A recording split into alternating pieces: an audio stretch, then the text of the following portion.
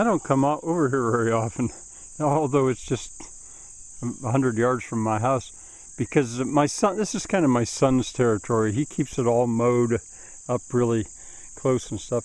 But what I'm going to do today is I'm going to go on a tree walk. I'm going to walk around the property and I'm going to name some trees. Let's start with that really big oak. That's a white oak. We all thought it was dead. My cousin, it's actually on my cousin's property. It's just across the line. It was probably a line tree. Anyway, I actually even recommended to my cousin when a guy offered to do it that she just have it cut down because it was dead. But look, it wasn't dead. So here's to my cousin for that. The one right beside it that stands tall I'll show you another one later. That's a dawn redwood. I think it is. No, at this distance, I'm too far away to tell you just for sure what that is. But I'm going to name some that I can say. Here's a wild apple. There's a really old apple tree. Now here, that of course is a Russian olive. Some people call it an autumn olive. That one is a tulip tree. And so this is not that one. I believe is a Catalpa. But I'm going to be a little bit embarrassed because some of these I'm not going to be certain about. The one that's growing right beside it is a hawthorn. Now there's the mountain. Of course, up on the mountain, I'll just, that's too far away to really name the trees to be of any use. So I'll name them as I get a little bit closer. You can see the Russian olive is through that area. This was a mine face as well, what you're looking at. And I eventually hope to have my pigs bring it back into control. All right, I'm going to start to walk. This will probably take it'll certainly take more than one video. So I'll stop here and there. That one, I'll get closer to it soon. That's a white birch. This is a volunteer black walnut. Well, now I'm closer to underneath those two volunteer black walnuts. They've grown really fast. This is and maybe I'll come over here and show you that white birch. They're not common here in Pennsylvania. They're very common in New Hampshire. And so many of these, my mom had them planted or wanted them purposely planted. I'll move a little closer to that to show you the tree behind it. But here is a Catalpa for sure, no doubt about that. It's probably a descendant of the Catalpa that was behind my grandfather's house in Roaring Spring, where my sister Barbie lives now. There's a whole little forest of Catalpas on my cousin's land to the east of a log cabin there. That's that really old apple tree, and look that's got new life in it. There, of course, is the white birch, and beside it, this is a redbud, sometimes called a Judas tree. They make a mountainside gorgeous here in Pennsylvania. They seem to grow wild. Up there is a white pine. I think I'll probably go around behind the cherry tree house to take a look at this. This one you might not guess. That's a gum tree. It's a sweet gum, I think. Not a black gum. Boy, these trees have gotten tall. There's a black gum up on the mountain, but this was introduced. Maybe I'll go just a little closer so you can see what that leaf looks like, because as I say, this one is just not so common.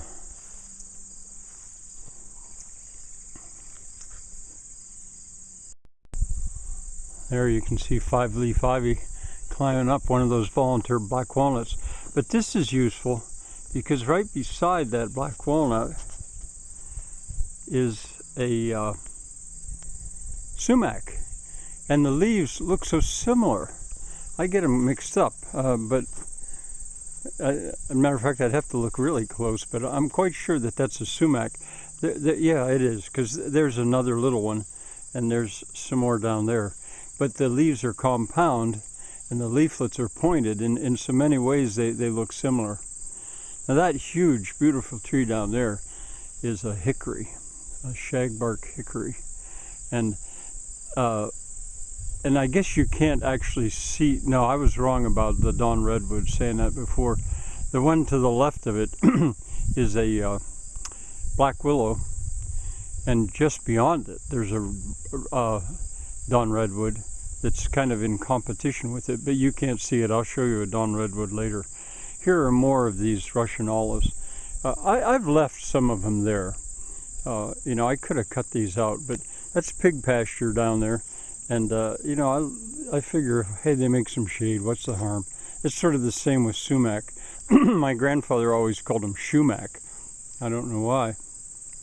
And, you know, they're easy enough to cut.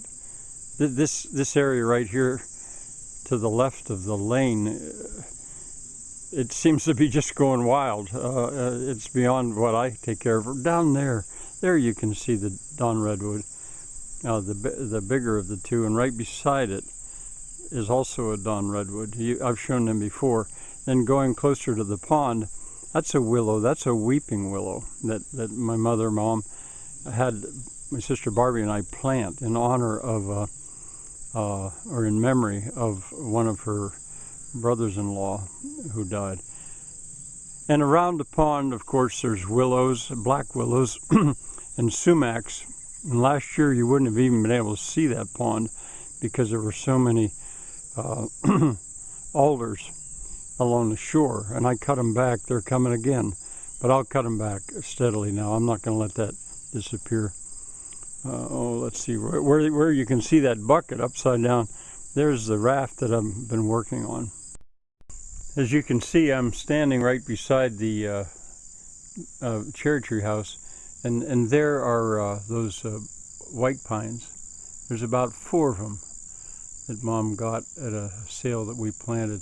She really likes white pines, and they have an amazing history in terms of New England. I was never quite as fond of them as she was. There are those white pines.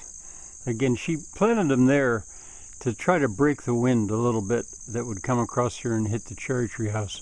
She really didn't like wind. A lot of people don't. And it's probably because this cherry tree house, before I moved it, I don't know if I've mentioned that lately, but I moved it 70 miles. I tore it completely apart, trucked it down here, and put it back up. And anyway, where it, at its original site was right up on a hilltop, and it had tremendous wind all the time. Now, there's a very unusual tree that you probably won't know. I'll go closer to it. There, if you know the tree at all, you would know it by that leaf. This is a ginkgo, a most unusual tree.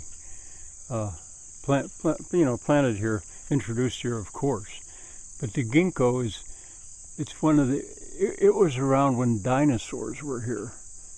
It's a pretty special tree. There's a spruce, and at the bottom it looks like it's dead. My wife keeps saying, hey, that's dead, you ought to cut it down. But look at the top. There's a lot of life in it still. This doesn't look very healthy at all, but that's a chestnut. That's a Chinese chestnut.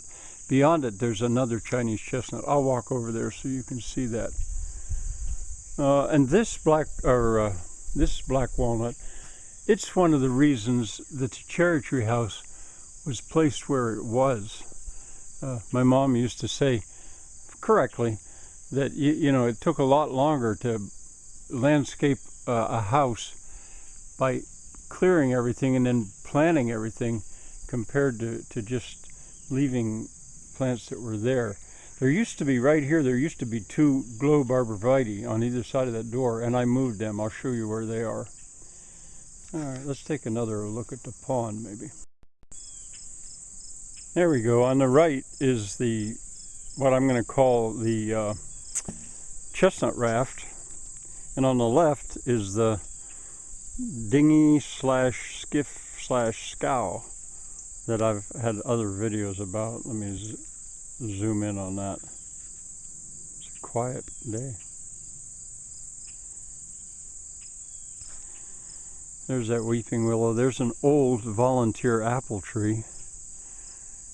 There's, once again, to show you the difference. Right there you can see the sumac, one of them, two of them. And then here is a volunteer black walnut with a vine climbing up it. That next one is a quonsai, no, that's a dogwood, a flowering dogwood. There's a Chinese chestnut that looks pretty healthy, but it's kind of a wonder because something to keep in mind in terms of this landscaping is this land was mined. This was strip mined, most of it. And it was never good soil anyway because it was mountain ground. So it is pretty much of a challenge to grow things on it. Volunteer black walnut. Now, what's that one? I haven't thought about this one. I believe that's some kind of a cherry. I think that's a wild cherry. Well, we may go that way, but I think I first want to go down the slope here just a little bit. This is embarrassing. I'm getting so rusty on some of these because I haven't thought about them for a long time. That's an Arborvitae, I believe. These were planted by my neighbor's house, Ronald, 50 years ago or so, 45 years ago. He pulled them out with a chain. He wanted rid of them. And I brought them over here and I stuck them in the ground. And there's some Arborvitae, and that's what I think these are, with those sort of flat leaves. This is a quonsai cherry. Wasn't very healthy, but it got a disease that cherries get. But it blooms gorgeously at times. There's a spruce. What kind of a spruce? I suspect maybe it's a Norway spruce. Well, I think there's two of them there, with its drooping habit. And there's ways to tell spruces from firs, and I don't think we have a single fir of any kind on this property. But anyway, that's a spruce. There, I keep coming back to that Dawn redwood, the little ones behind it. All right, maybe I'll go back up and head toward the house where I live. There's the cherry tree house. There's that Chinese chestnut. Boy, that got big. I planted a whole bunch of them along here, but they died. That's a volunteer little maple. Wonder where that one came from. Way up there's what's left of a black cherry, wild. There were two of them there, and they have been dying off, but there's still some life in it. There's I'm calling them Arborvitae. I'm pretty sure that's what they are, but as I say, I'm pretty rusty on these right now. That is a hemlock, and I think it was also among the trees that I brought from my neighbors. I think my mom had said that's her favorite tree, and it is mine too, I would say, probably. There's vines. There's another one of those Arborvitae that Ronald had planted by his house, and right beyond it is a juniper. I think I'll go down there in a moment, but first I want to show you, these are English yews, and they were pretty nice. So it branches the whole way down, but it was hard to walk by them.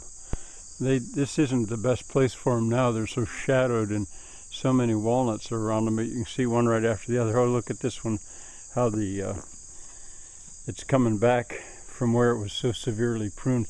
I always loved the colors of English yews, and they get these red berries. All right, we'll just go down the slope here a little. There's the junipers. I think that's what they are. I'm just so... Yeah, I've embarrassed myself today in not being able to tell these evergreens from one from the other. I'll have to brush up on that. These are boxwood. They're bushes, not trees. But they were by my sister's house in Roaring Spring, and she didn't want them. They have a very strong smell. Some people, I think a lot of people like the smell. They're used for planting, for shrubbery. And it was a plant that when the goats were around here, they wouldn't eat it. There's about 4 of them planted right together, boxwood. They're pruned usually. And these are, let's see, yeah, they're both still there. These are the globe arborvitae that were on either side of that door that I said I moved. And they were doing real well. But the goats didn't do them any good when they were eating at the bottom of them. There's that Norway spruce. I think I'll just show you one more thing before I quit this first tree walk. I want to go down to that Dawn Redwood, to the 2 of them, and show you what happens on the ground around them. On my way there, I'll pause and film these black locusts. I planted they're right beside black walnuts, and again they're a little similar. The bark looks similar. They also have compound leaves, but the leaflets are not pointed at the end. There's 1, there's 2, there's 3, and there's 4. And this is also one. They spread by their roots, so that the roots have gone underneath the lane, and so is that one right over there. They have volunteered. In case I forget, there's a tree that I cannot name, and I think it's a dogwood of some kind, I think. And I even think I might have planted it, but it blooms white in the springtime early. It's gorgeous when it blooms. There's Sally. There's the bigger Dawn Redwood, and the smaller one that you can see is double trunked. This is, of course, is an alder. This is a swamp willow. I've been doing battle with them this year. I'll do battle next year too to get them in control. But it's too far away to show you yet. I've got to get in underneath them to show you what they do. There's the trunk of the bigger of those Dawn Redwoods. Here's what the leaves look like, or the needles. These are deciduous. They drop their needles. They turn orange and they drop them in the fall. All those pallets are piled around there because I had fenced it to protect it from the goats and the pigs. I was really worried about what the pigs were going to do because I thought they might eat these. And there's what I've come to show you. That's not a mushroom. That's a knee on the root of one of these, of this Dawn Redwood. There's 1, 2, 3, 4, 5, 6, 7, 8, 9. 10. I didn't know that they did this, and when I was down here at a certain point one year, I first saw them. I thought, what are those? Are those mushrooms? Now you can see more obviously that they're knees. That's what they're called. And the American tree that does this is the bald cypress. Well, there's other trees that do it too, but they do that to get air, because these like to grow where it's really wet. Or yeah, they like it. And I was looking, there's 2 more knees. I wonder if you can see them. And both trees are doing it. And so is the one above the pond. But I was looking it up because there's a really old one of these in the Arnold Arboretum in Boston. And I think it's the oldest one and the biggest one in the United States. And, you know, I was looking at this, and actually this, of course, isn't nearly as old, but it's growing so fast and in such good conditions. I think it may overtake the one in the Arnold Arboretum, you know, given another 10 years or so, because it's planted in a better place for it, being it's kind of swampy. The pigs like to come down here and wallow in the mud all the time. You can maybe hear one of them coming along here, wondering, what are you doing here? Oh, that's Sally. Yeah, this is unusual. You usually don't come down here to visit. Well, maybe I'll have Sally grunt us a goodbye.